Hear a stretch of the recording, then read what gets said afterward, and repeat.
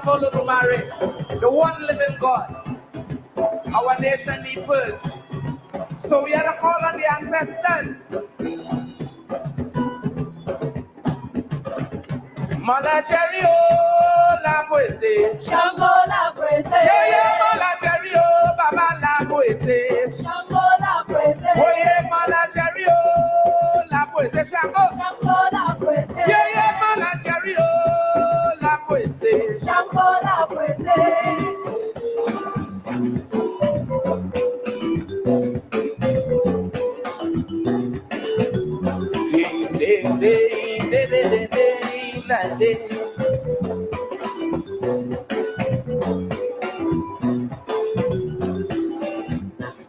Yes, I have heard that my ancestors was from Nigeria, and that is why I'm carrying the name Osuna.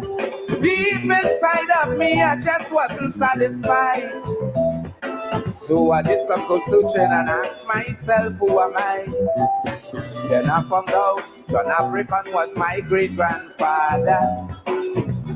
And he was from an African tribe called Yoruba. The Dolly's from Pebble Village, yes, that was my great-aunt. So in the name of Orisha, I greet you all with a chant. Yes, Shango Baba Wa, Shango Lodo, Karele, Shango Baba Wa, Olodo, Kabilesio. Hey, Shango Baba Wa, Shango Lodo,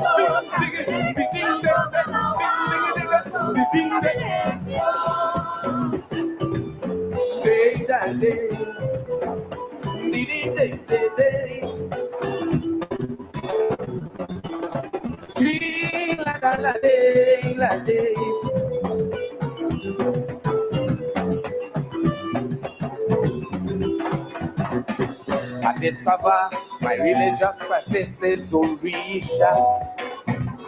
With the help of the deceased and grand ancestors, through their spiritual efforts, I have found the truth. Thanks to Olodumare, I'm standing firm on my roots.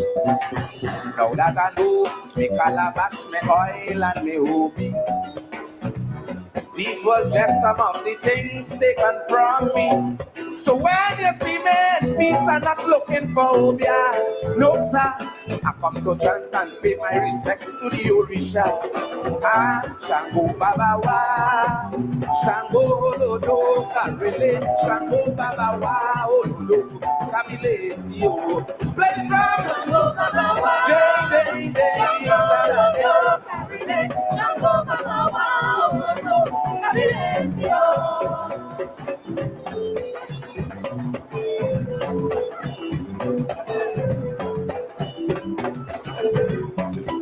Ding, ding, ding, la, la, ding, ding, ding.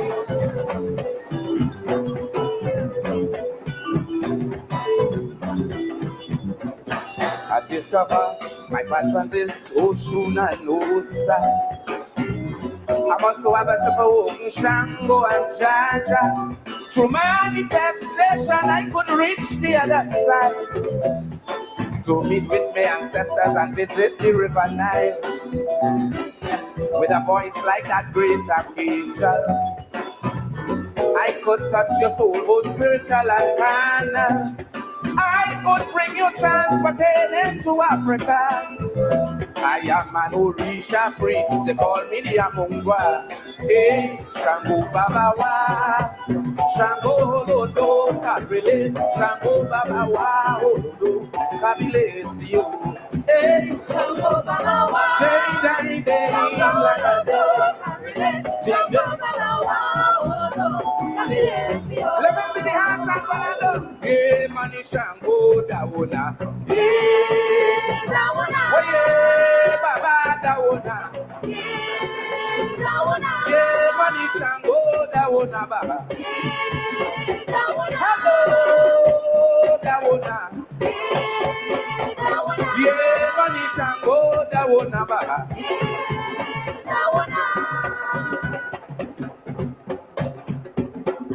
So in the streets, when people stop to congratulate me, commenting on how much yes, the judges have robbed me. What the judges said to me didn't mean a thing.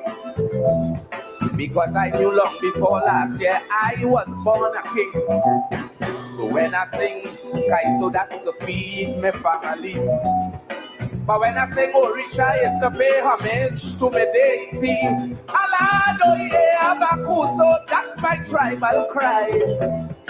I'm so proud I could stand and explain to you who am I. I Shango Baba Wa, Shango Rodo, Arele, Shango Baba Wa, Rodo, Kabile, Sio. Hey, Shango Baba Wa, Ding Ding Ding, Baba Shango Baba Wa, Rodo, Kabile, Sio. Shango Baba Wa, Shango Rodo, Kabile, Shango Baba Wa, Rodo. Fabulous, sing the thing. Shango Baba Wa, Shango Rodo,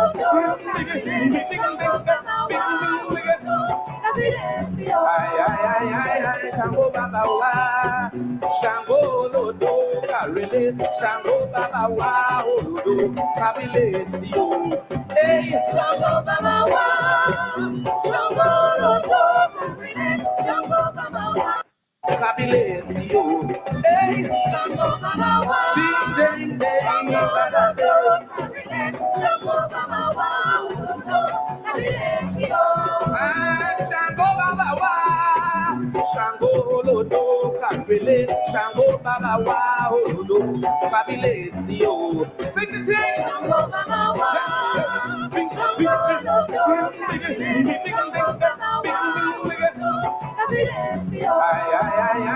Shango Baba Wa, Shango Lodo, Karele, Shango Baba Wa, Lodo, fabulous, hey, Shango Baba Wa, Shango Lodo, Karele, Shango Baba Wa, Lodo, fabulous, Shango Baba Wa, Shango Lodo, Karele, Shango Baba Wa, Lodo, fabulous, Shango Baba Wa, Shango Lodo, Kabile, Shango Baba Wa, Lodo, Kabile,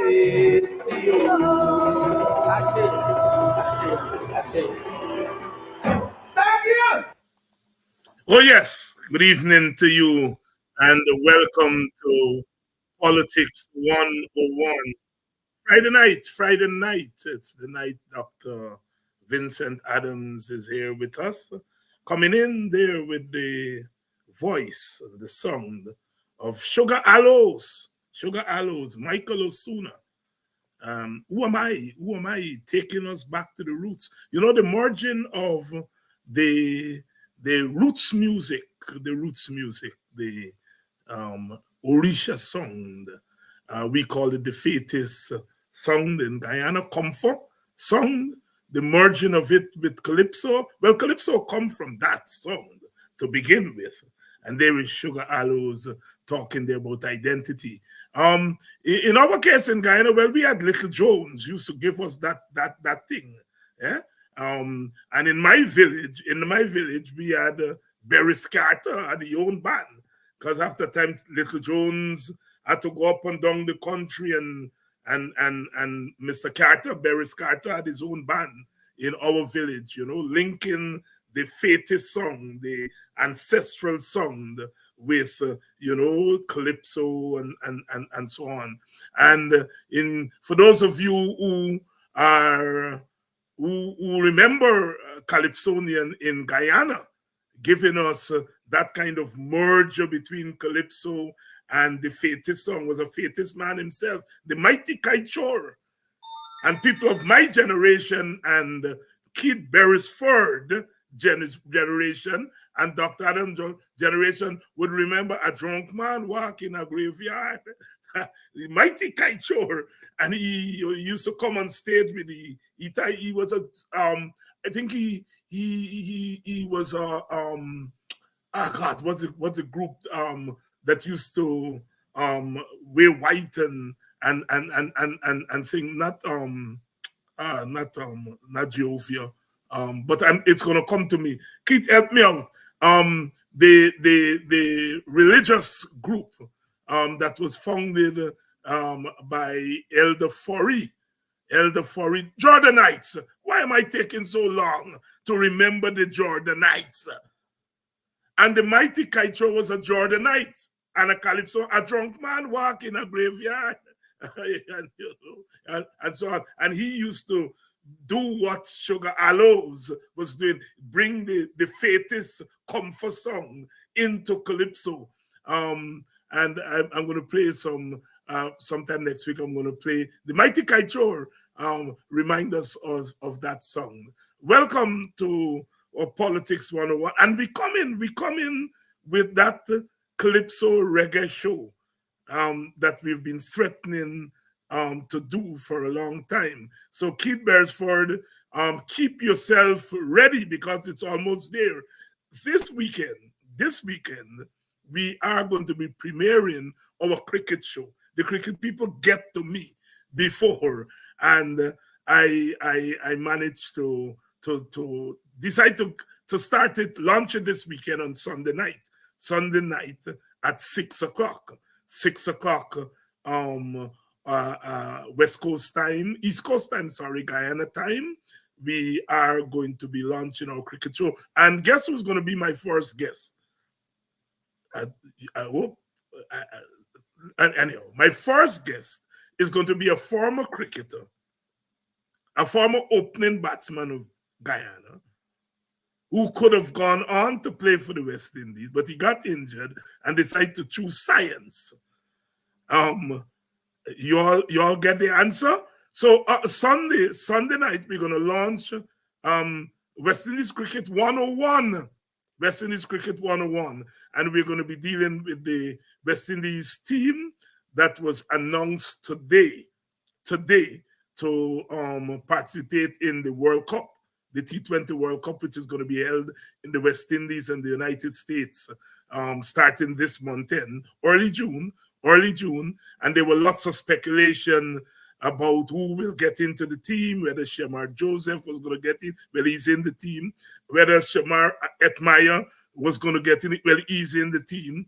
And, you know, selectors don't always get it right, but I think they got it right this time. They got it right this time. So on Sunday night, we're going to be launching our cricket show. West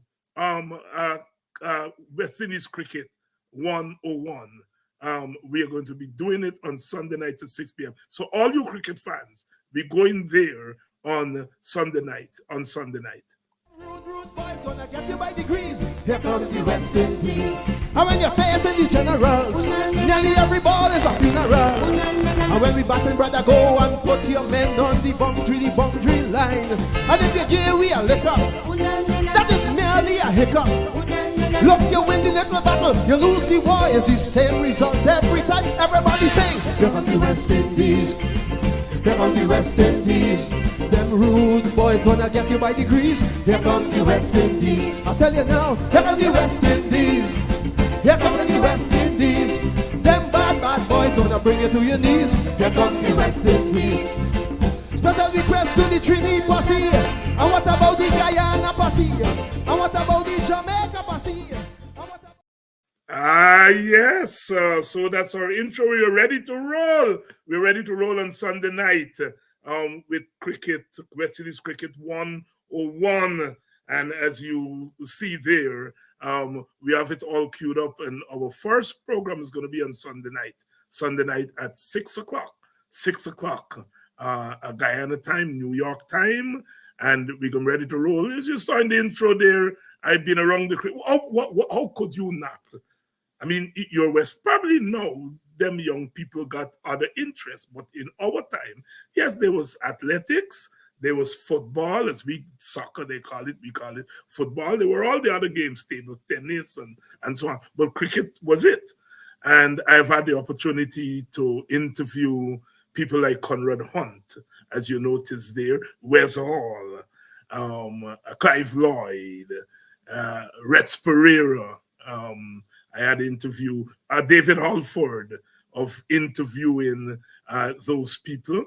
On the program, we're going to play some excerpts of those interviews that I did some time ago. But yes, we are branching out to our cricket podcast, West Indies Cricket 101.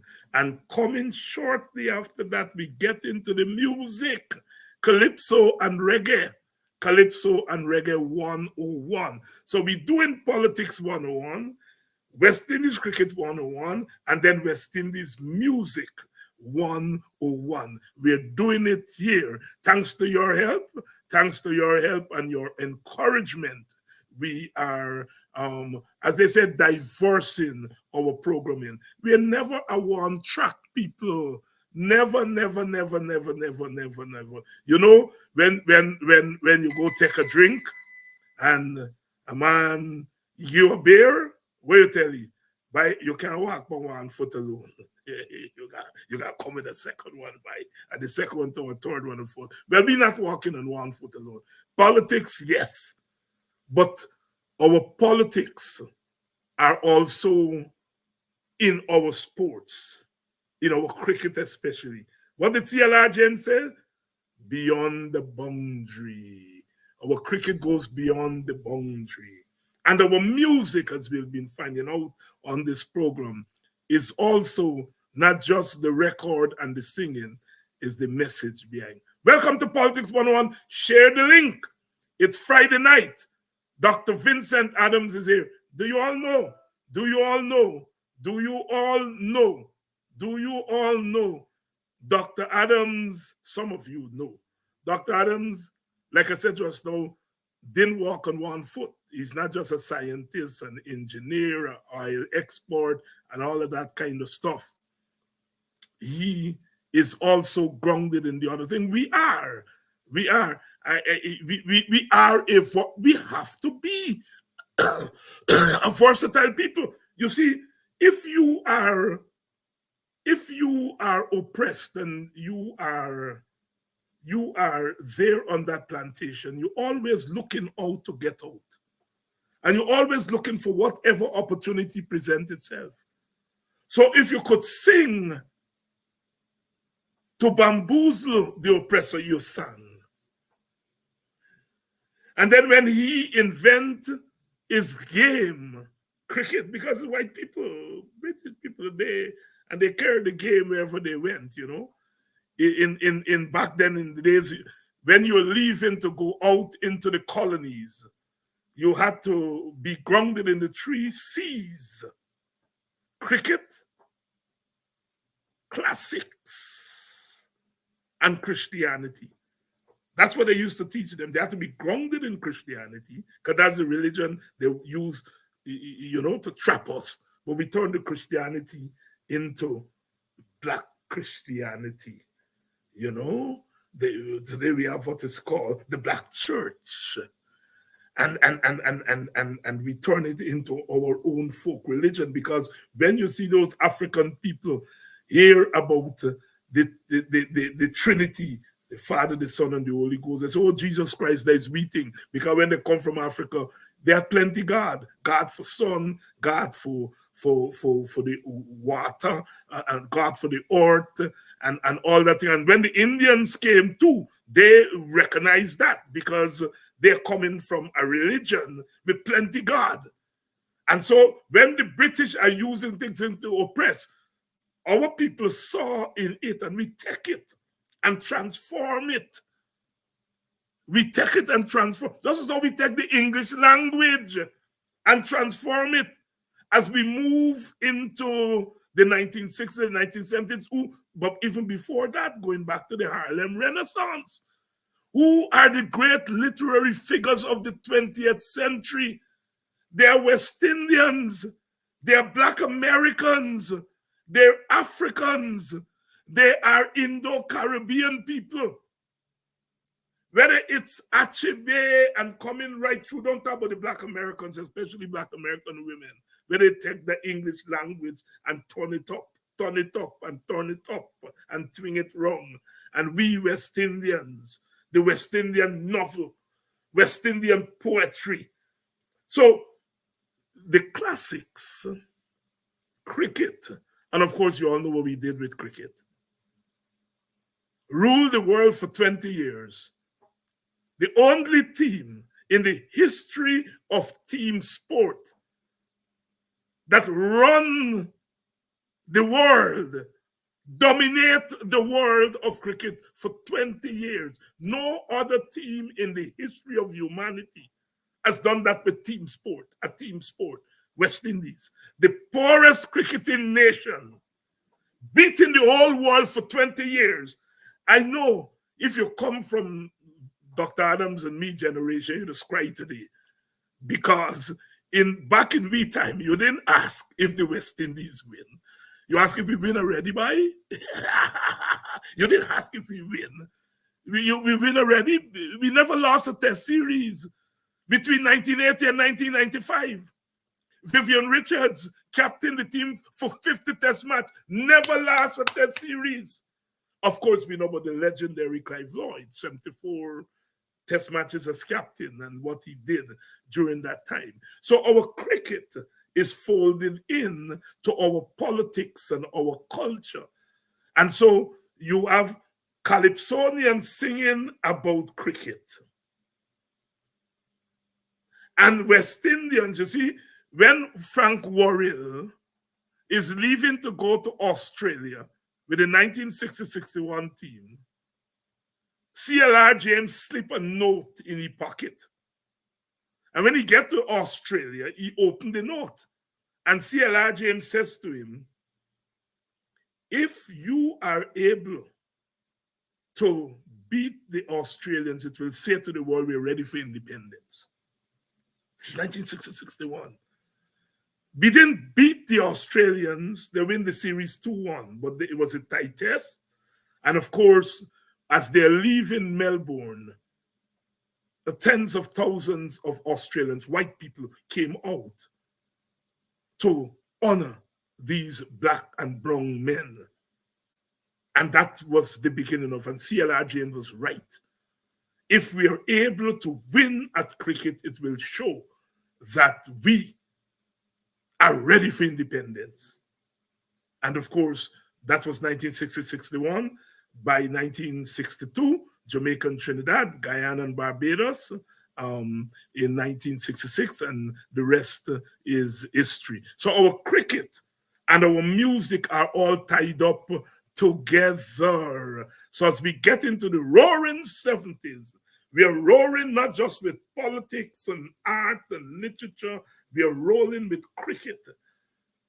We are rolling with cricket. When you see a Viv Richards come out with that swagger, you all young people think it's now you're all swagging. But Sobers used to swag way back then. And Vincent Adams can tell us that because people like me had to go in those days. You had to go in rails. That was the open, you all call it the mung or whatever you all call it, and the thing. At board it was rails. When you come from the country, you could barely afford rails. They had a school by stand. That to me was the best stand. By the time I get into the school by stand, you know, I was a big boy. But when you're in the school by stand, you can see how the ball turning. You can see how the batsman moving because it was right behind. But rails was what we call the ghetto. When they put Burnham out at the pavilion in 1965, because they say he's not a member of GCC, and they put you out at the fancy play. The man is premier, you know, and they put you out. Where did Burnham go? He go in rails with the masses, and that was a terrible statement, of course. Of course, people say, well, Burnham ain't bad, because after they do it, he chase all them Portuguese out and send them away to Canada and so on. And so you only have always tease we name. Well, he just teased me first about it. He said, but it's only about 10 Portuguese left. We name again, he's now advisor, Jerry Govaya. He has always said, Burnham chase out all them Portuguese. There's only few of them left. And don't worry, kill them out and so on. But no, they put Burnham out from the GCC pavilion. In 1965, Australia came and they put you out and you go in rails. This man is the premier de facto prime minister, the head of government. But it just shows you cricket and politics are intertwined. Burnham was not the right color, not the right class. And so when people like Vincent Adams, by 1969, are playing for Guyana, really it's a new era in our cricket. They are playing as free men. Free men. And of course, now later we have the women playing the game. But you all know what's the big thing? Look in them cricket ground now, more woman than man. Them women know the game. If anybody tell me when I was a boy, I would hear women commentator. I would have seen women umpire. Women playing the game and so on. We have evolved. Welcome to Politics 101, where we do it here. We talk the breadth of our experience, because we are not a one-track people. We have to learn to switch. You know, you go to school in the morning, you got to do your books. And then you got to play sports. And then you got to debate. And then you got to play football. And when table tennis coming, you're playing it. That is why West Indians are who we are. My students asked me today, Dr. Hines, why black scholars? You all teaching about politics. And next thing, you've gone off to music, John Coltrane, and jazz. What I got to do with politics? I say, you're in the right place. You're in the right place, and you're asking the right question. And that is why today I can teach a course called Bob Marley, Reggae and Resistance. 150, 200 students. I can do music as political discourse, reggae, calypso, hip hop. I can do sports as nationalism, boxing, athletics, and cricket. I can teach that now. Thank God for what our cricketers and our sports people. I see Dennis Booker is here. She's mourning right now, but I think Dennis playing netball. I think Dennis playing netball at Bladenall. When they bring in netball, a lady, the name, I can't remember her name. Dennis gonna remember her name. I think she did come from Haiti or some way, but she's a lady that popularized netball among the girls and so on. In the late 1970s, and remember Bladenall, my sister Denise was part of that team, so I know the thing well, and so on. And they were ruling the roofs. I'm trying to Pat Kilkenny. I may be getting the name wrong. Denise, you're gonna help me out with it. You're gonna help me out with it. All right, we are ready to roll. We are ready to roll. Dr. Adams. Hey, Dr. Hines, how are you doing? Welcome to our wonderful audience in Guyana, the Caribbean, and North America and England and every place else in the world. I remember you bring back good memories there. A drunk man walked in the graveyard, and at the top of his voice, he started crying out. The mighty Kaichor, and he dressed in white with the head tie up and so on, and the music. But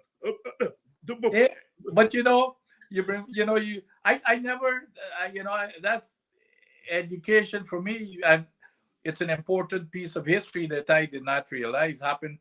I never heard that story about Forbes getting thrown out of the GCC, even though I've known of, that used to be an issue with us, even as cricketers. There's always this guy sitting right there at the gate, and what used to be funny, well, it's not funny, when you look back at it, at that GCC gate, you walk up the stairs, and there's a little swing gate there. There's a guy sitting there if you don't have the right credentials, or you don't have the right color of your skin, they're not asking no question. But they always put a black guy to do that. Yes. Yes. And I know the names of a few of them. But I never heard the story of yes. They had a ladies' pavilion. Yeah. Just there. And I think Burnham attempted to go there, and they tell him he can't go because he's not a member of the club. Yeah, yeah. And that 65 tour was quite interesting, the Australia tour. You, of course, you remember that better Yep. than me. I was a small boy then and not too much into it because I couldn't comprehend what was happening. But CLR James had come to cover that tour for The Guardian in England, and Eric Williams banned him. Oh, Yes, and he stayed. He didn't go away after the world outcry. Because Eric was CLR student and the two of them fall out. CLR left and go away, and he come back, and they was thinking that CLR would foment revolution and so on. So he put him under house arrest. Big outcry, and he had to let him go. And CLR James stayed and formed the Workers and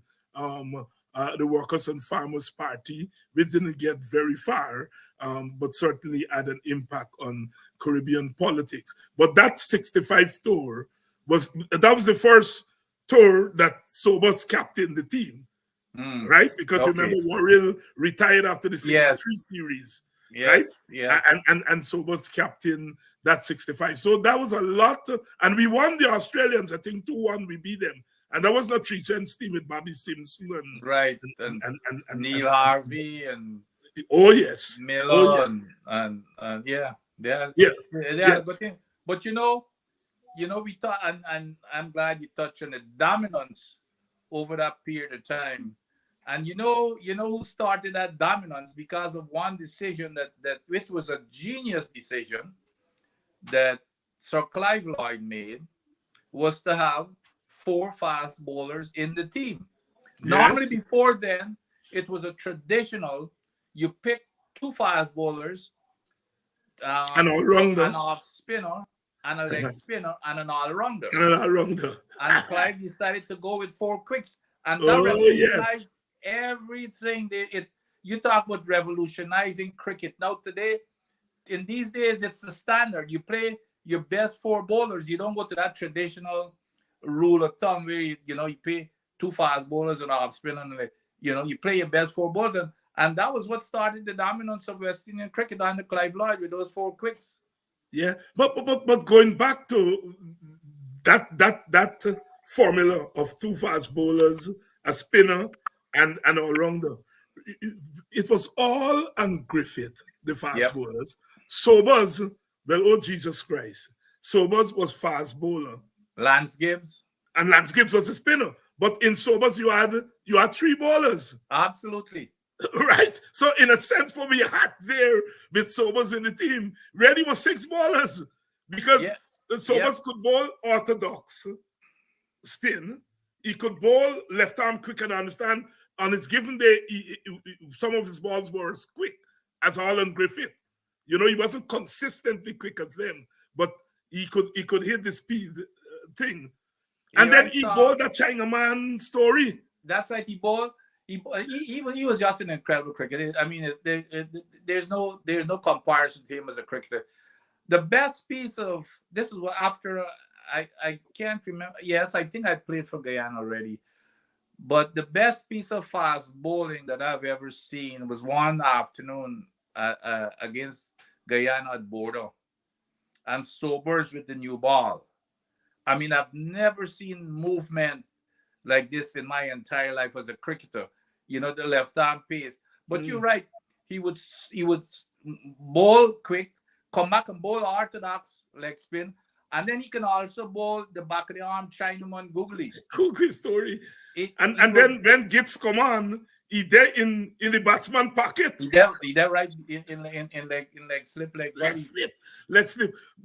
Dr. Adams, don't give out the whole story because Sunday night you are going to be my first guest on our cricket program. Sure. We are going to be able to talk. So you all can get all the story tonight.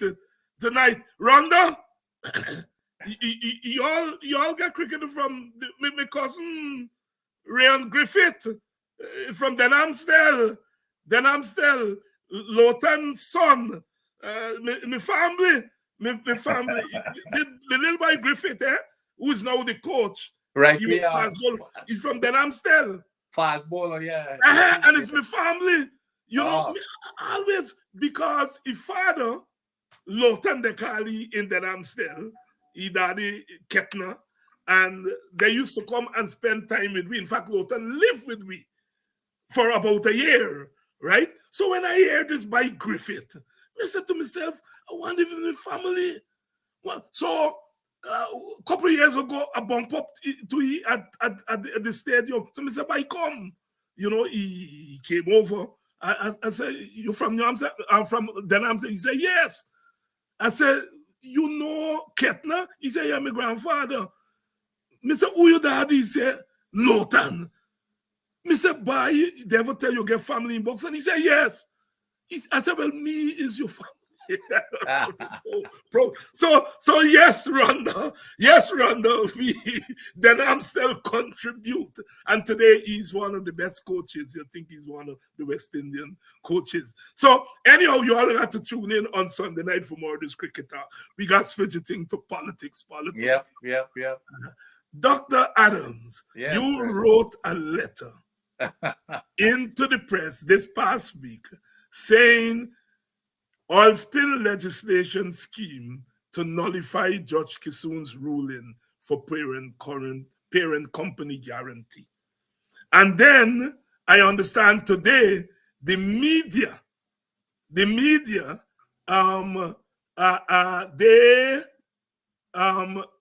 show a document that the government put out. What was the title of that document, Dr. Adams? It says something, the facts about the coalition criminal track record. Criminal track record. Yes. So tonight, we're going to deal with your letter and then, of course, the response to your letter. So you're saying the oil spill legislation that Nandalal and the government are threatening to come. Really, they're attempting to use that legislation to nullify Judge Kissoon's ruling about this insurance that must come from the parent company. Give us the history of that story, because a lot of our people know it, but it's always good to give us the background.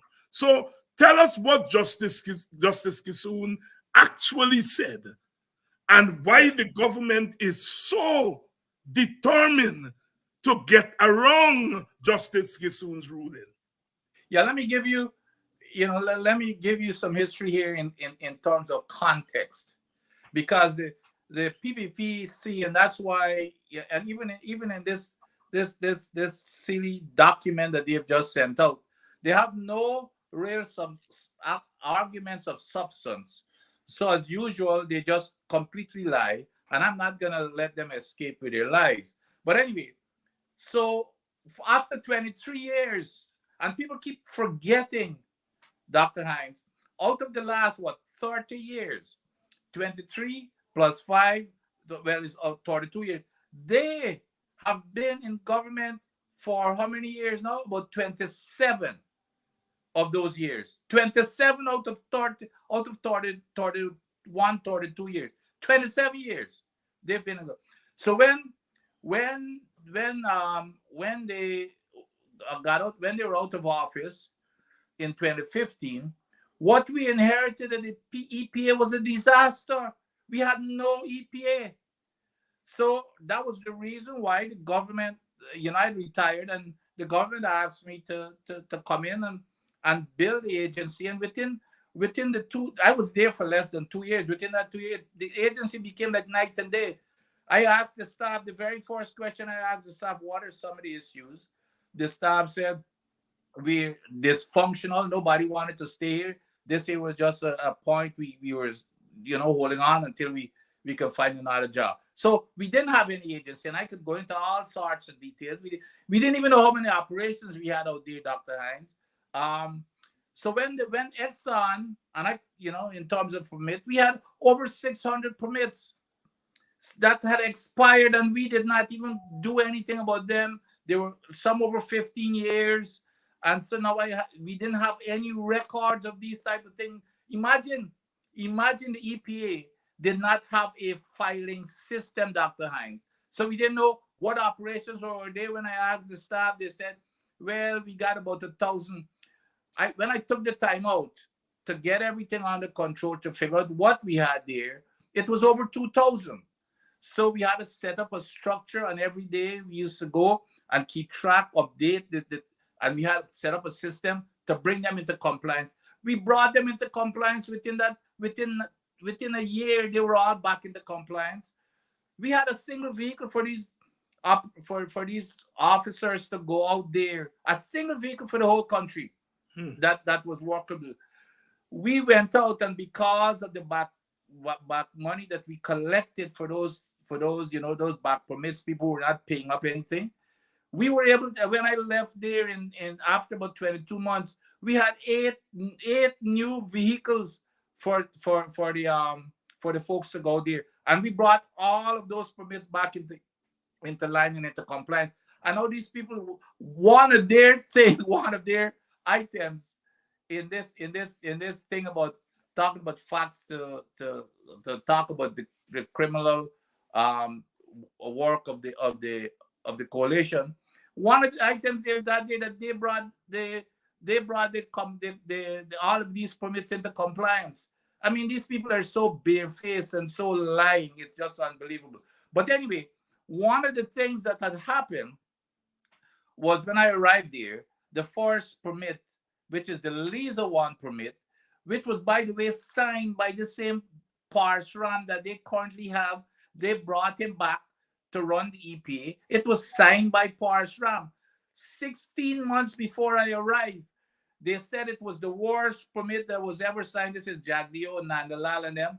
And it was signed by their own man, and they had said that it was signed by me, which was a blatant lie. In any case, I saw a major problem in that permit. The biggest problem it was that if a spill occurred, who is going to pay for that spill? And that permit says that it was supposed to be that the company that was going to pay for that spill they said it's going to be self-insured. Now, what Exxon did, Exxon went out and hired a subsidiary company, which is a trick that they normally use. You hire a subsidiary company, a limited liability company, that insulate yourself, to insulate Exxon from any liability. So a lot of people believe that Exxon signs these documents. Exxon name is not on any document. Exxon has nothing to do officially with this operation. Is this new subsidiary company that they formed that has absolutely no assets to cover an oil spill. So what I told Exxon, I said, you will not produce a drop of oil unless we get what is called a parent company guarantee, meaning that you have to sign a guarantee letter saying that you will cover all costs that your child company, Exxon Mobil Limited, EMG Guyana Limited, cannot cover. So what they normally do is go out and get insurance. This is the EMGL, which is a subsidiary. But that's a pity. What they're claiming, that's a $600 million. $600 million is a drop in the ocean when the Macondo spill in the Gulf, as we recall, cost $145 billion US dollars. So $600 million, it's nothing. So I don't care, even if the insurance is $1, I have no business with that. The catch was the unlimited parent company guarantee that when I was there, we put into the permit, which made it law. What happened was, as soon as I left and as soon as the government went out of office, the government now decided to go along with Exxon, side with Exxon, to not comply with that law. So that's what triggered the lawsuit by two citizens and lawyer Melinda Janke to go before the courts. And that was what caused Judge Kissoon to rule overwhelmingly in a landmark case against it ruled in favor of what we put into that permit, which is thou shalt have unlimited parent company guarantee, meaning that the parent company that has the deep pockets, they're the ones who will cover any spill that their child company, which is EMGL or their subsidiary, cannot cover. So now they lost with Judge Kissoon. It's now in the appeal. Nandalal is even fighting like hell to join Exxon to go before the Supreme Court. I mean, before he went to the CCJ so that he can conjoin this thing. I mean, this guy is really fighting to go against his own people. So what my letter was saying is that what they've seen is that they will lose that case going to the CCJ, because even the whole Caribbean now will be in trouble if we get an oil spill. It would wash away the entire Caribbean, bankrupt every especially Trinidad would be the first. We would wash away the coast of Venezuela. And if you want to give Maduro a good excuse to do, to really cause a problem, if you think we have a problem now, go give him that excuse by washing away his shore with oil. So what my letter to the media was saying was that this gimmick now of an oil spill legislation is to get rid of Judge Kissoon's ruling, because they know they're going to lose in the CCJ, because they have the votes by one vote, be it as it is. They're going to win that. They're going to get that legislation passed in Parliament, and that's what's going to override. That takes primacy over Judge Kissoon's ruling. So when they pass that legislation, Judge Kissoon's ruling would be over. And they've already signaled to us what will be in that legislation, because they just finished, which is what they've been talking about, and which is what they've just put into the latest permit, the latest project, which is the whiptail. They've already said that it will be, the cost that they're going to cover has to be reasonable, it has to be credible, it has to be legitimate, to be determined by guess who? By Exxon. And then there's even a cap of $2 billion. So regardless of what it is, all is credible and legitimate and reasonable. Of course, those are code words for legal action. So you've got to go to court. And of course, who's going to go and fight Exxon in a court of law? Because we know that you can't beat them. They've got their record throughout internationally. That's what they do. And they wear you down, frustrate you, and you give up. So, but the thing is, I don't really care about what Exxon does. It's about what this government is allowing. Because how come, Dr. Hines, when I was at the EPA and I told Exxon, you will not produce a barrel of oil unless you sign this permit saying that you agree to this parent company guarantee. They signed it willingly. It was put into all of the permits, and now as soon as I left EPA, it got torn on its head by this government. As a matter of fact, this government even went further to join with Exxon against their own people. So that is the most egregious and immoral and even treacherous act on the part of the government. It's a betrayal of our people, Dr. Hyde, and I cannot believe that, I don't care whether you're PPP or a PNC or a AFC, if you are a citizen, it has to bother you that your government, who's supposed to protect you, your attorney general, who's supposed to protect you, your president, who's supposed to protect you, are siding with Exxon against your own interest and against the entire Caribbean, for that matter. And people are just sitting back and just letting it go. And we should learn, by the way, Dr. Hein, we should learn from that little bitty spill, comparatively speaking, that we just had in Trinidad. There's no parent company guarantee. We can't even find the parties who are responsible for it. In Nigeria, there's a case that Shell Oil Company has been fighting, and the case is being tried in London. But with some spills, some Nigerians sued Shell for these spills to cover the cost of cleanup. You can guess it. Guess what is Shell's defense? Shell's defense is, we are not responsible for these spills that occurred under our subsidiary. Okay? So that's what we have in Peru.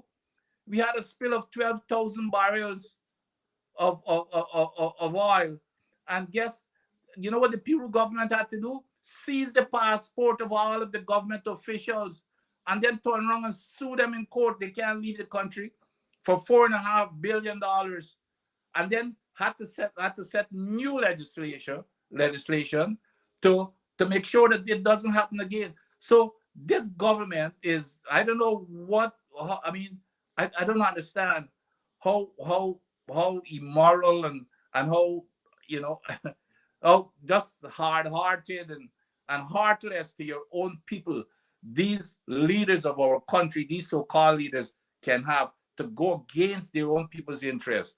So that's basically That's basically it. And of course, the judge says that the parent company has to put this insurance down.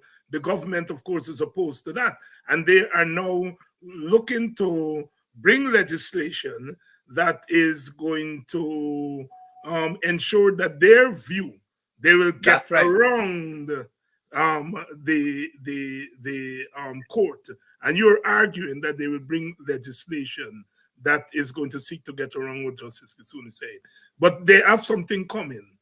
They can only be assuming that they have control over the court. And I think they're eyeing the CCJ, which they think is their court. You see? Because at the end of the day, if you bring that legislation, you, Vincent Adams, and others, stakeholders, are going to go back to court. And the court has the power under the Constitution to determine whether an act of parliament is constitutional or not constitutional. That is why, for example, when the court ruled in 1973 in the United States, in Roe versus Wade, that abortion is illegal under the right to privacy, the Congress didn't do anything because they knew that if they tried to pass a law to get around Roe versus Wade, that it will go back to the court and the court. So what they did eventually was to pack the court, right? And let the court overturn itself. So the point I'm making here, that Nandalal, he's a smart guy. He's not a dunce. So he obviously must know that only the court could overrule itself, that the legislature cannot overrule the court because you all are going to go back to court. And the court is going to go with the precedents unless the court. So they are assuming that they would be able to pack the court as they did in the United States, right, to get rid of Roe versus Wade. The trick here is to put this legislation and hope that they are going to be able to pack the court and so on. So it really is a trick they're trying to play here with us in Guyana, Vincent Adams. No, I agree there. You know, it's, and I, as a matter of fact, what you said there, there's a certain attorney that, you know, that I work with, and basically what she said it will be unconstitutional. Yes. But you know, but we still have to fight the battle. Yes. Yeah. But because once they pass that law, it becomes the law of the land. Yep. Until the court say it is not the law of the land. And they can do a lot between that time, because once they pass that law using the majority in parliament, you now have to go back to the High Court. The High Court rule in your favor, they're going to appeal it. You go to the appeal court, and then they're going to slow down the process until it gets to the CCJ, hoping that the CCJ will uphold them. But even if the CCJ doesn't uphold what they do in parliament, 1 year, 2 years, they would be able to do a lot. And in any case, if you have a spill within that year or two, as you are pointing out, it becomes dangerous. So these people are playing, I was about to say Russian roulette, but they're playing PPP roulette with our lives in Guyana and the Caribbean. Yeah. In the name of politics. So you are right to sound the bell, because even if the court eventually overturned the law that day, a lot of damage could be done in that process, in that period, sorry. A lot of damage could be done. And they don't, the thing that galls me, and they should gall every single member of the population, regardless of which party you belong, your party affiliation. The thing that galls me is just as if they do not care about their own people and their own country's interest, Dr. Hines. I don't know. It's the same thing. I don't know what happened, if there was some kind of a Kool-Aid or something somebody drank, because remember, it's the same let's go back when this government was in the opposition.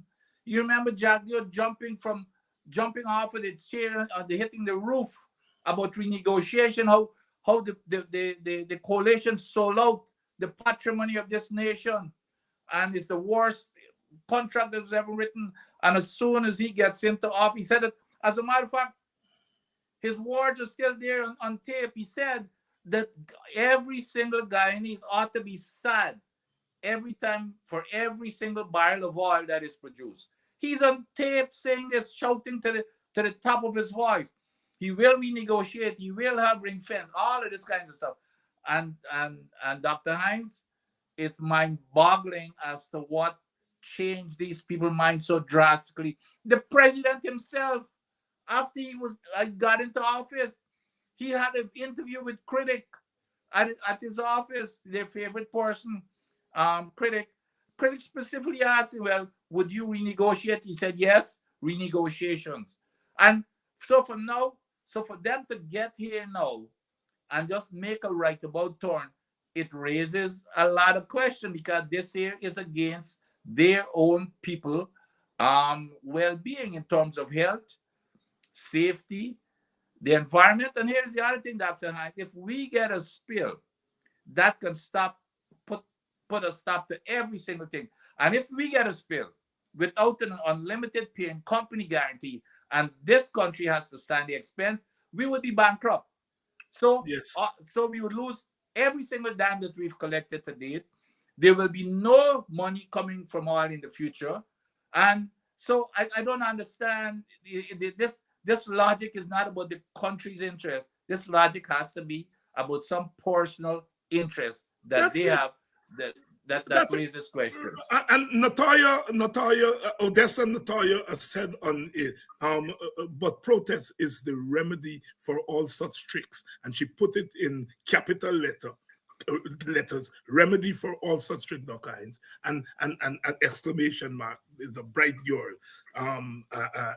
lady, girl, whatever it is, because she know what she's saying. She put it in capital letter, and then she put the exclamation mark. As a teacher, you say, I'm proud of when I see a student, because she's making an important point, not just in the words, but the way in which she arranged the words and so on. And that is why I think we've got to move the needle. We got to protest, and it is why last night I spent a lot of time on what Aubrey Norton had to say about the situation with Black people. And that he came out and he said in clear terms that Black people are being beaten up. And when it comes from the opposition leader, when it comes from the leader of the PNC, the big party, it carries much more weight than when it comes from the rest of us.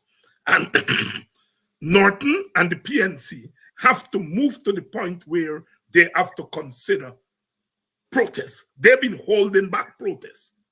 And, we agree to some extent with some of the reasoning, but we have to call a spade a spade. If the PNC say protest tomorrow, it's protest, because the PNC has the capacity to mobilize people, something that the AFC and the WPA don't have. They have the capacity to mobilize people. Their voice has more reach than our voices, and so they're important. And we have Norton now on record saying very clearly this government is taking a racist position among their, in addition to their class oppression, there is racial oppression of Black people. And that is as clear as it can get. And now we have to tell the PNC that all this chat has now to morph into real action in terms of protest. Now, I can't sit there and say what the protest is going to be. Protest is usually determined by the government itself. It is the government that determines what protest is. But when we see them children in the United States at the universities getting up on an issue that has to do with Palestinians, it's not an American issue, but they're showing us what protest can do. What about our University of Guyana? What about our young black people who are feeling the squeeze? Something has to eventually give. Something has to. So, no, Odessa, I am with you. And I'm sure 99% of us are with you. And bullies always frighten protests. They always frighten protests. But we got to get there. We are going to be on Sunday night. We are launching our cricket podcast. West Indies Cricket 101. Dr. Adams, a former Guyana opening batsman, cricketer. He get injured, and so as a result of that, he didn't go on. He could have been, would have been part of that all-conquering team of the 1970s. But although we lost him to the cricket field, we get him beyond the boundary, doing things. Rude boys gonna get you by degrees. Here comes the West Indies. And when you're facing the generals, nearly every ball is a funeral. And when we batting, brother, go and put your men on the boundary line. And if you give we a liquor, that is merely a hiccup. Look, you win the little battle, you lose the war. It's the same result every time. Everybody sing. Here comes the West Indies. Here comes the West Indies. Them rude boys gonna get you by degrees. Here comes the West Indies. I tell you now, here comes the West Indies. Here comes the West Indies. Them bad boys gonna bring you to your knees. Here comes the West Indies. Special request to the Trinity posse. And what about the Guyana posse? And what about the Jamaica posse? And y'all, please stop it.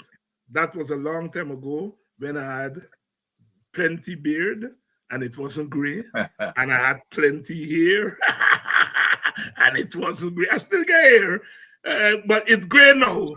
What the ballet thing? I started doing the ballet thing, I think 20 odd years ago when I went to California to teach. And in those days in California, they had what they call the Isaac Hayes look. I said, good.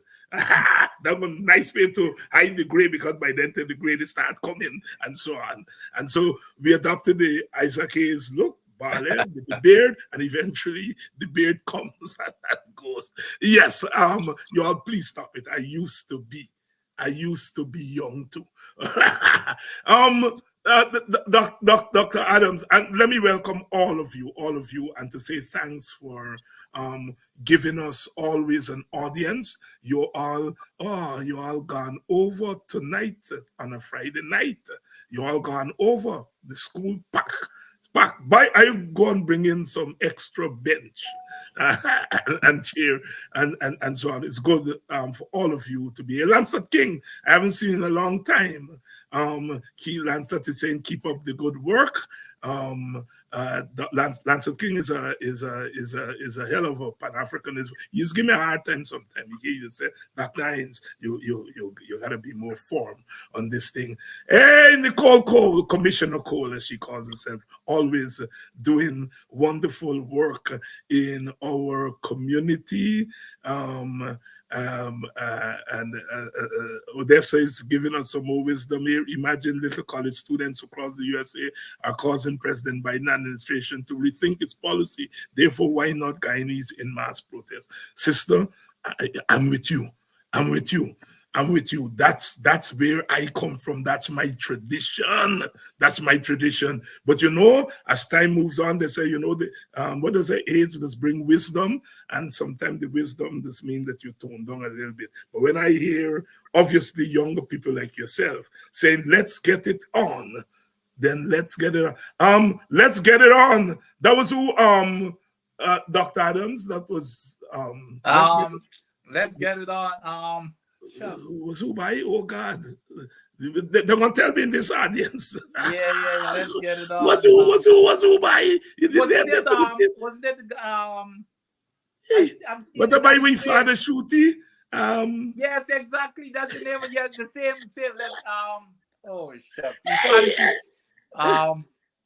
Why names, bro? Escaping me all age, by we daddy shooty. But it's the same guy. That this father shot him out. Yes. Kid Semple, good evening. Y'all gonna tell me Y'all gonna give me the name just now. So Oh, you sure. just got to call senior moment, they call it now. Hey lad, why the name I call Marvin Gaye. Marvin Gaye. Marvin Gaye. Good evening Marvin to my Gaye. sister Lynette. Good evening to my sister Lynette Zephyr. And I always Marvin Gaye. Marvin Gaye was a great.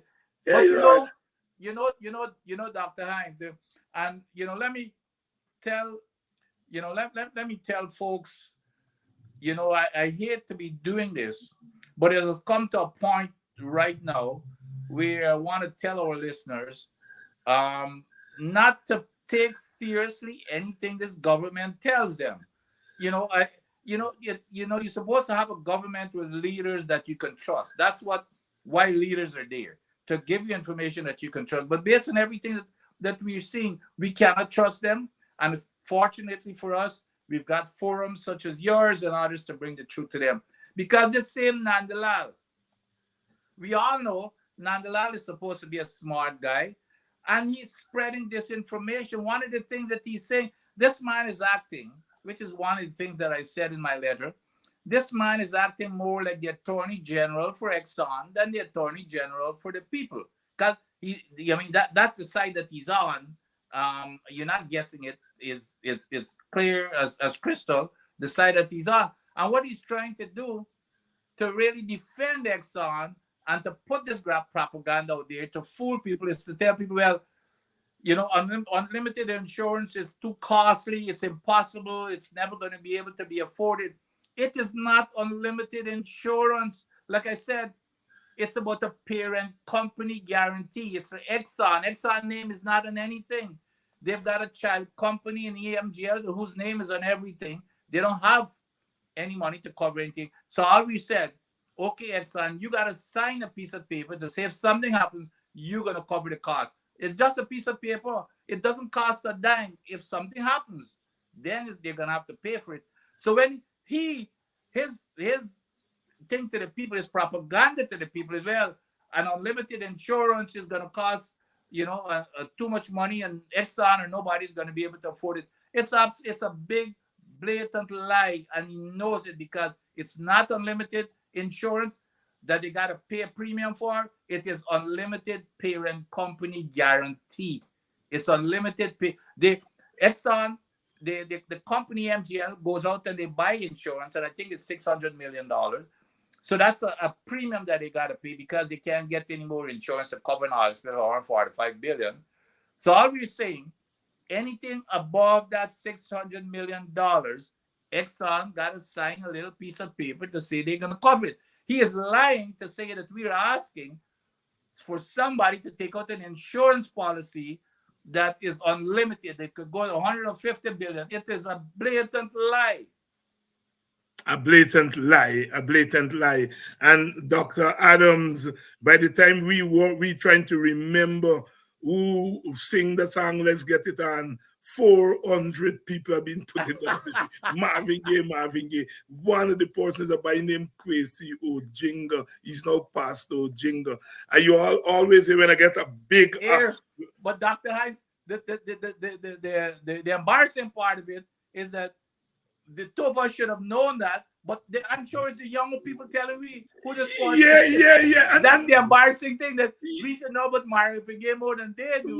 But the thing is, it's what we West Indians are, is that education that we got. It's not just the formal education, but it's also the popular education. I mean, there was a boy named Mickey. The boy used to go and watch picture. And when he come back in Buxton, he tell you the picture from the shots in front that we used to. That's right. Word for word, and he give the action. Look, this actor do this, that's and right. Burt Lancaster do so, and thing. He was, and I used to. But here's another test here, Doctor. Here my favorite Marvin Gaye song is Sexual Healing. All right. But I tell you about this by Kwesi Ojinga. Yeah. You all know when I get a big cast here, a panel, I used to say, big panel tonight, and I always say, Kwesi Ojinga. When Kwesi doing play, you get 20, 30 actors. I said, Kwesi, why so much? He said, buy me like big cast and so on. Kwesi Ojinga, one of Guyana's top dramatist, and not I say act alone, because you write poem, you write play, he act, direct, phenomenal guy from BV, Baron, better for Wacom. He come and he married a girl from Buxton, a Telford girl from Buxton. So he lived in Buxton. And as usual, when these people come in Buxton, they become Buxtonians because people like Kwesi, Kimani, Noesi, them big people that jam you, a wee family. And you have to explain to them, he's not really from Buxton, but he married to that girl, Telford, teacher Ruby daughter. Yes, he married teacher, but he's a Buxtonian then. Kwesi, my friend, it's so wonderful to see you on the program. I know I owe you. I know I owe you.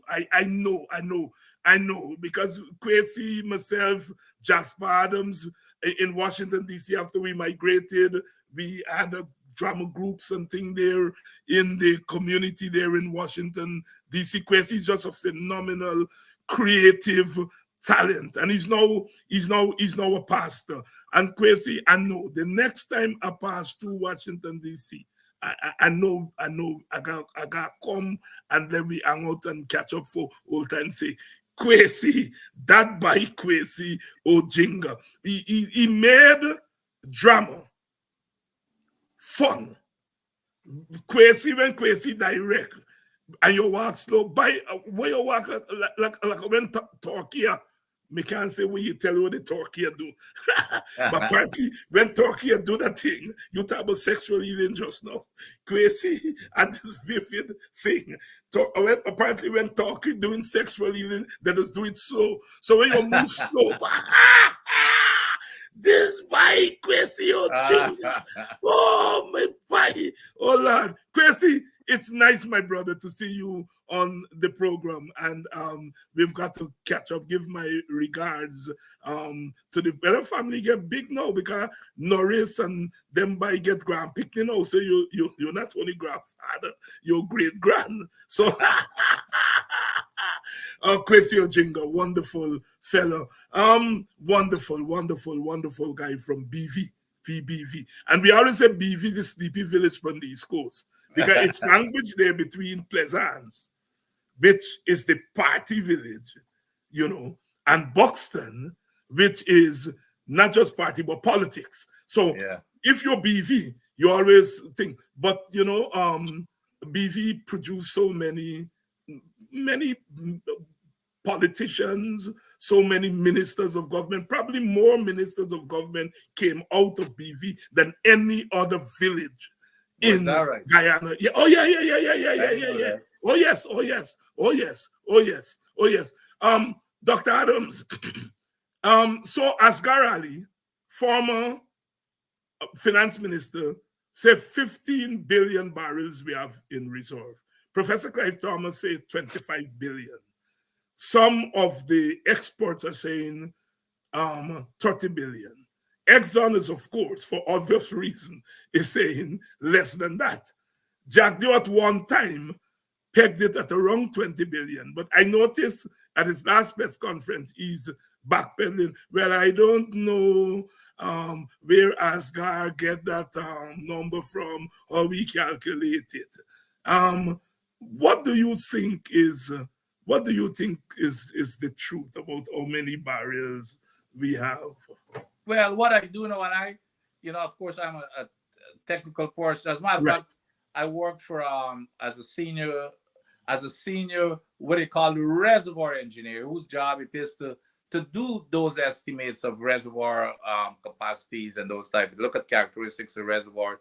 So so when I hear, and Mr. Asghar Ali and those folks, it's nice chatter and good news, but I normally like to hear it from the technical person, because you never know. As I cannot say whether it's 15 or 20 or 25 or 30 billion, but what I do know, which is what I've been talking about, is that this government is hiding the information. It's not Exxon. It's not Exxon because the contract says, Dr. Hines, it's clear cut. The contract says all data, like every other contract like these, all data belong to the government of Guyana, and Exxon has to report this data as they accumulate to the government of Guyana.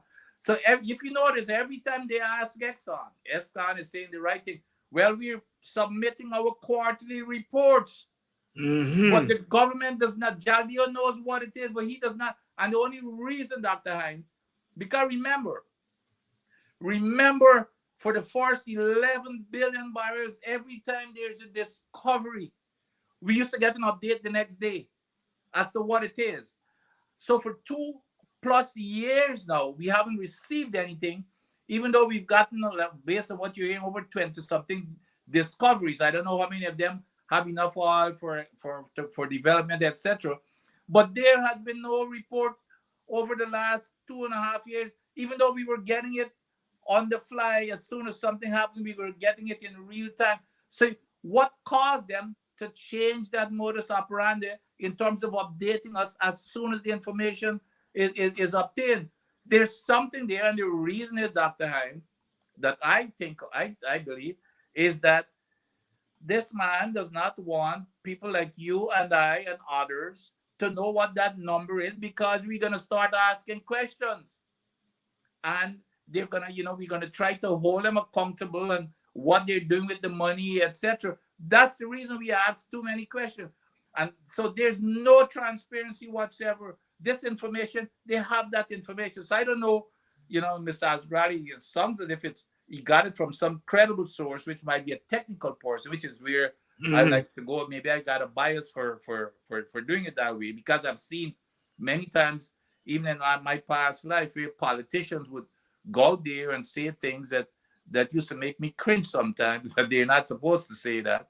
So I want to see the technical information. But the government of Guyana, listen here, listeners, the government of Guyana has all of that information that Exxon is giving them every single quarter. We want to know what that information is. Here's a question for you there on the screen. Can Dr. Adams say if those data are proprietary, as the VP saying? Excellent question. It's nonsense. No data, none. Production data is never proprietary. The only thing that are proprietary is technology. And even Exxon, as far as I know, the drilling technology is kind of standard now to all the big companies. So there's nothing really proprietary. But I know for sure, 100% confident, production data is not proprietary. Again, it wasn't proprietary when they were releasing that data for the 11 billion barrels. So why would it be proprietary now? Even though there's no question, I can tell you that I bet my life on this one. There is nothing proprietary about production data. And Exxon might even be presenting these things at the conferences or wherever. We do that all the time because they want to brag how well they're doing, and they want to let their shareholders know how well the company is doing. So this production data is not proprietary. So it's absolute rubbish. Like everything else he says, it's absolute rubbish.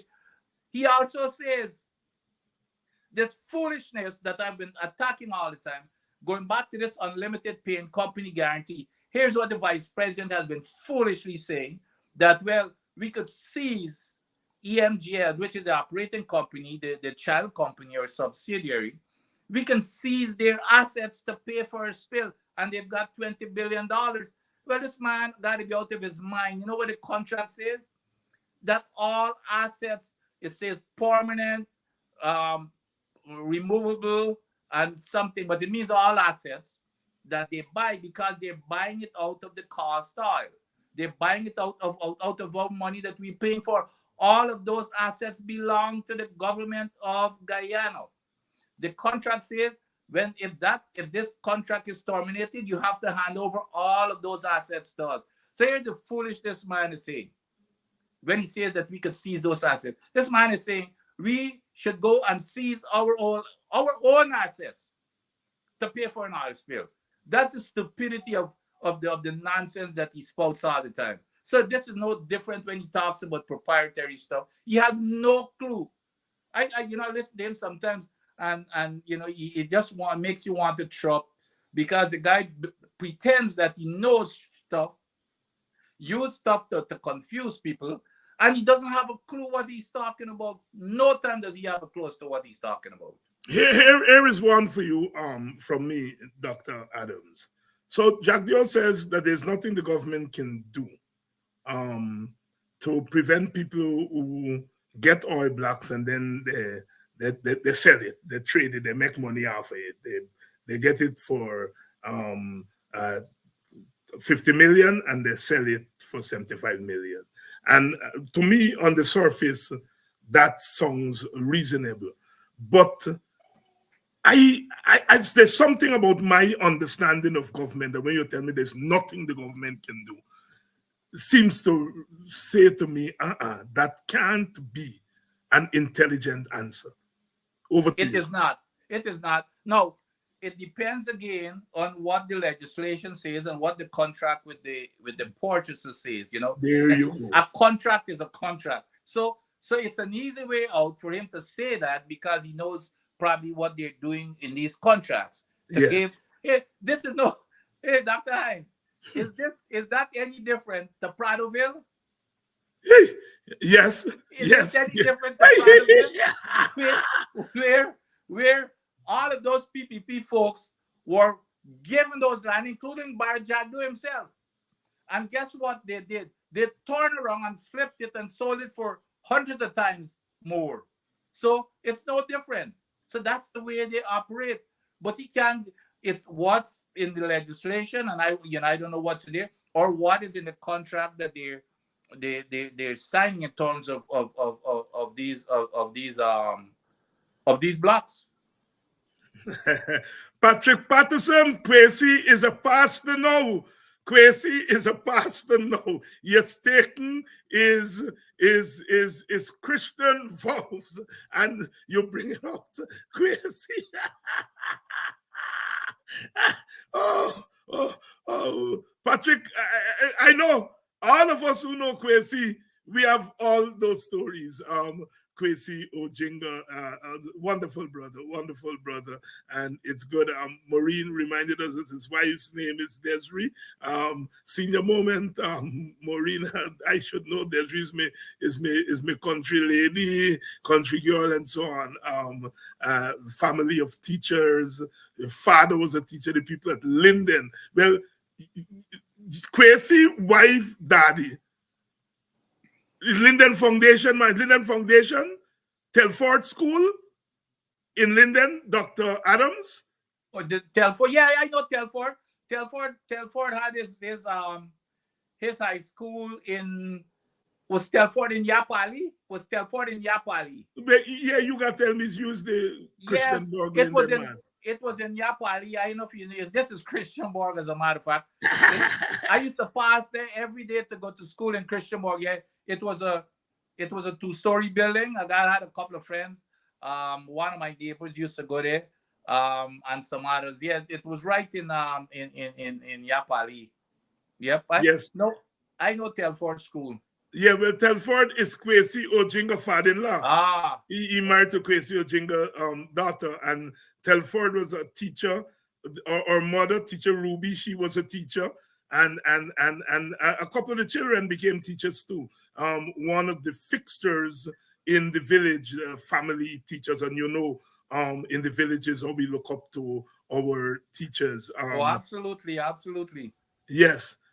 So, Dr. Adams, is there anything you want to say to us that we didn't touch on?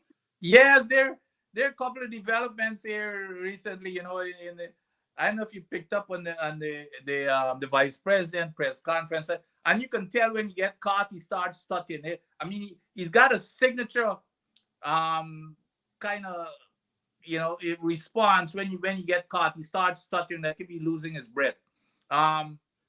When the reporter said, something, I was at at a fundraiser here a couple of days ago at the PPP big fundraiser with all the ministers and everybody. And guess who attended? Sue. Sue. And he's saying, you know where Sue there, they can't solve the you know thing. Sue there. When last you see Sue, well, that's not really. I heard the bailiff thing, he put in the blame on the bailiff. I know. No, he put in the blame. But so the reporter said, well, you know, I saw Barrett there. I saw another minister. He said, well, go ask them. Go ask. You know, we're talking here, audience, about Sue turning up to a PPP fundraiser. A PPP fundraiser Last week. in Diamond. This week, I think it was early this week. Yes, at a PPP fundraiser in Diamond. And when the reporter, they tell Jack Dio, when me and been there, go ask them who been there. But you know, this guy is so slick. This guy, you know what he tried to do is to shift it over to the reporter to make a joke out of it. Well, did you pay to go in, or did you pop? You know, try to laugh it off. But the reporter kept on, well, you know, no, I went there and I saw Sue. So hey,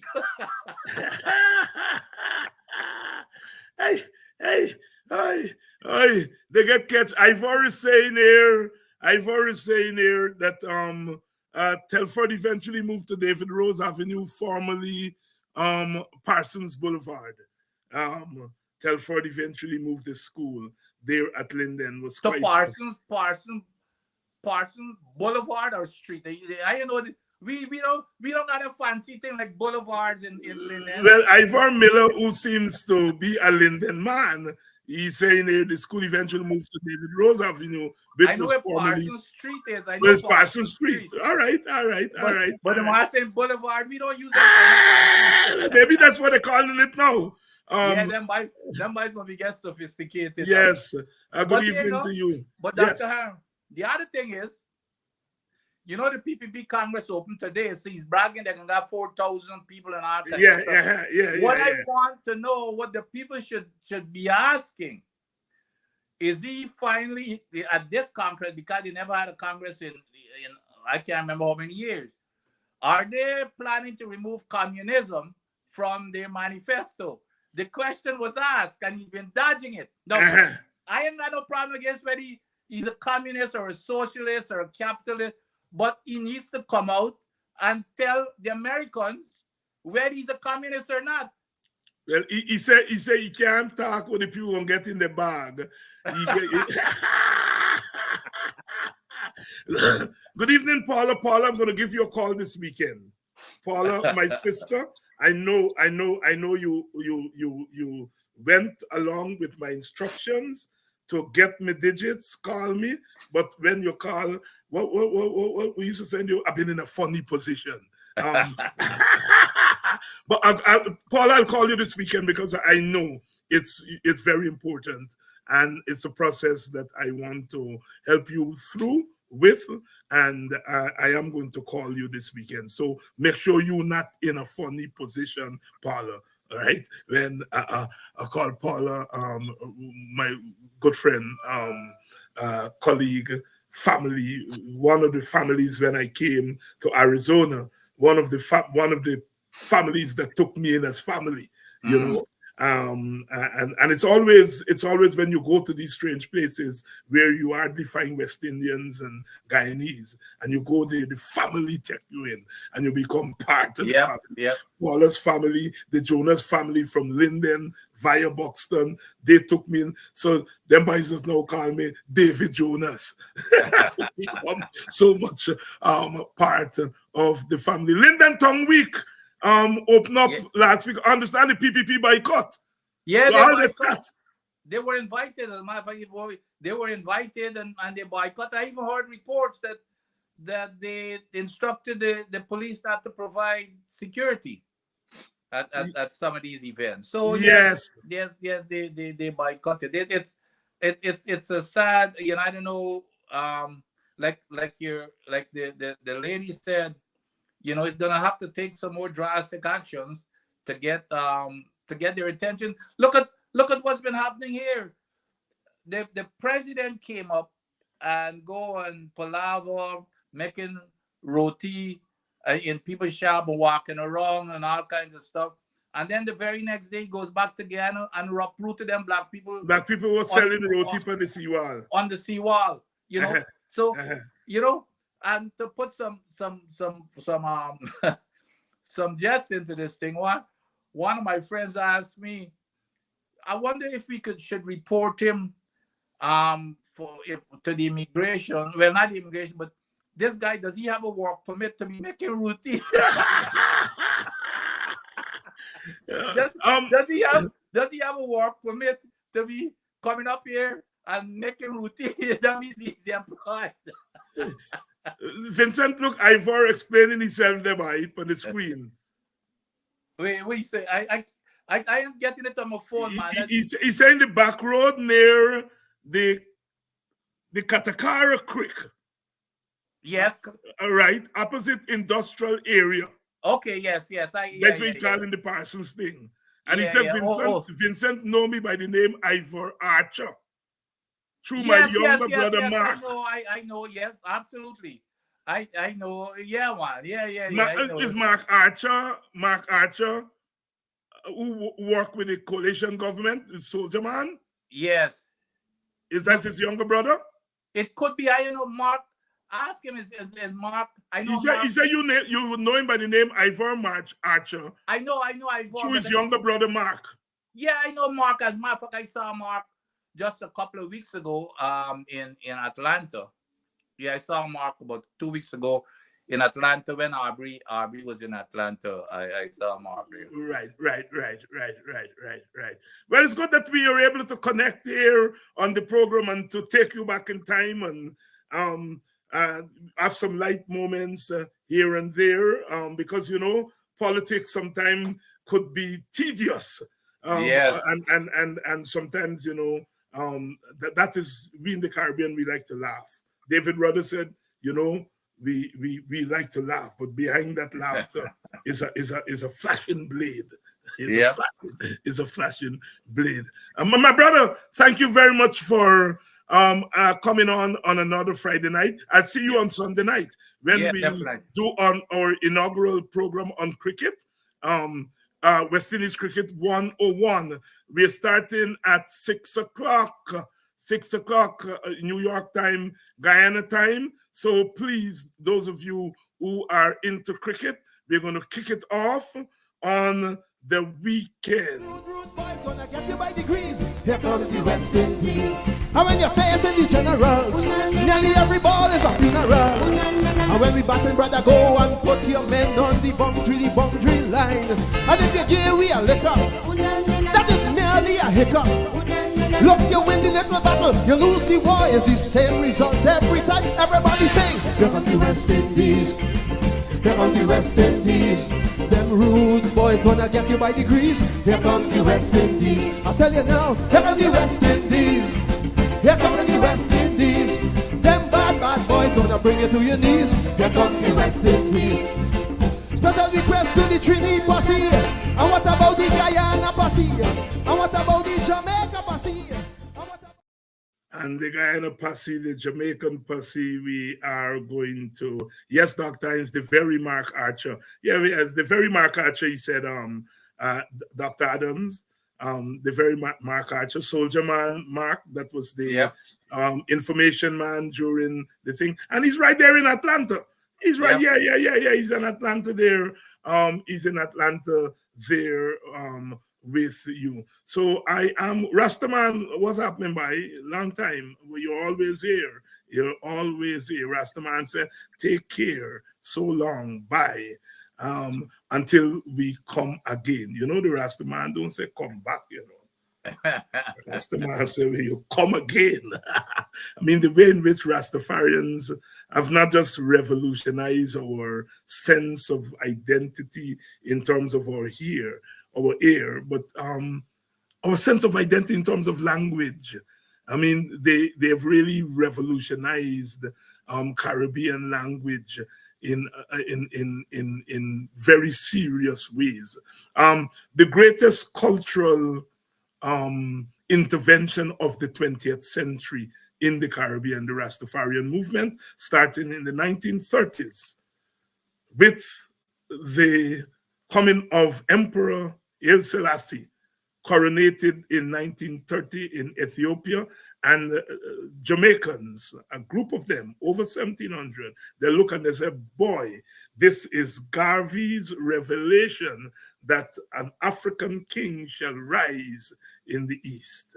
And thus was started the most revolutionary intervention in our Caribbean and perhaps in the world in the 20th century. Those who will argue and say, well, steel ban was also a revolutionary intervention in the 20th century. Some people will argue that reggae music was a revolutionary intervention. Reggae music comes out of Rastafarianism. Right, and some people will argue that our domination of cricket in 20 years was the most revolutionary thing. David, he didn't tell you his doctor is a Buxtonian. No, he didn't tell me his doctor is a Buxtonian. All right. I'm now learning things. I'm now learning things here. All right. Okay. We gotta go. We gotta go. Yep. It's weekend. You all take a little tux. If you don't tux, ticks. If you don't ticks, just chill for the weekend.